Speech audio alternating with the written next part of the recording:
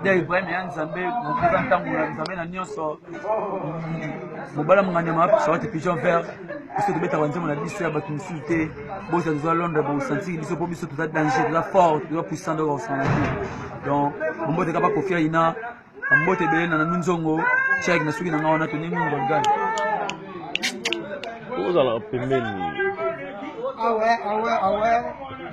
Je m'appelle Anaconda, chanteur de chambre première voix. Président Ibrahim Yanzambe à Charlotte, Jean, on va à Londres. Donc tout ça, on va à Londres, pour tout le monde, on a bien noté tout ça. On va bêter à Banzembo Batu. On a ça les savoir. Mais ok, bisous, vraiment tout cas, présent dans tout les autres salles à Banzembo. Tala lelo, on va bien quoi danser. Donc on va à Bango, on va à Yuma, on va aller, on va à Ngomele. Ah bah t'as dimba, mais bisous, tu vas y présent, on va y tous à la bombe copo. Lobby to pèse éducation, on va tout au gang, on va pas dire qu'on a donc toujours au beauté, on va tout à salon, on ça quand et ça peut n'être la temps. Et on a, c'est qui dit bon, ouais, pesa tango toujours na temps, pesa tango kafu na kafu, Tony Twingy, Gorgan, il get ses samba na habité quoi. Vous avez bien de chance de calicolo, la voix des anges. Donc les abonnés vont sentir travail, donc travail à haut niveau quoi, tu éviter, tu oses la rame colongo, donc ça va y na bébé ma bébé, na habité quoi. Bana photo, bana Londres, ba surprise ça. Obozo yo ka nan c'est ba surprise pesali. Donc on va retardement quoi. Yo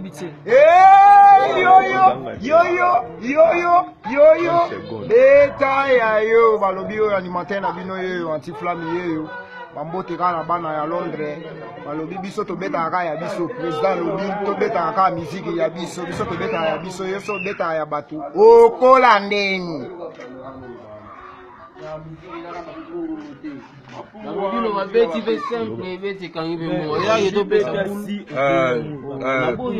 grand mouvement pesa tango mbota tout epa ye moko Ibrahim Yanzambe na nyonso biso ozaka na boulot tokembisa kaka yo yebi kaka ka ndenge olobaki idéologie nzembo ya motu te nzembo ya mouvement nzembo na yo moko ka ndenge oyembaka voi ya motu te yango nde tosala tolandaka structure na yo bambota trop epa ma Jeannette Pigeon ma Charlotte Pigeon mama Charlotte Pigeon bambota trop apesi mpe bana mikili bana Londres tout mbote toza ya bino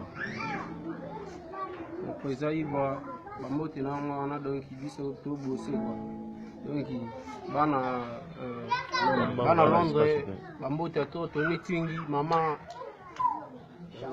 Charlotte Pigeon ya bambote ngwana ya Patrick Solo maka. Ouais, merci à trop bana Londres, bana Panama, bana Hollande et puis monde entier, Amérique, Europe, Asie, Océanie.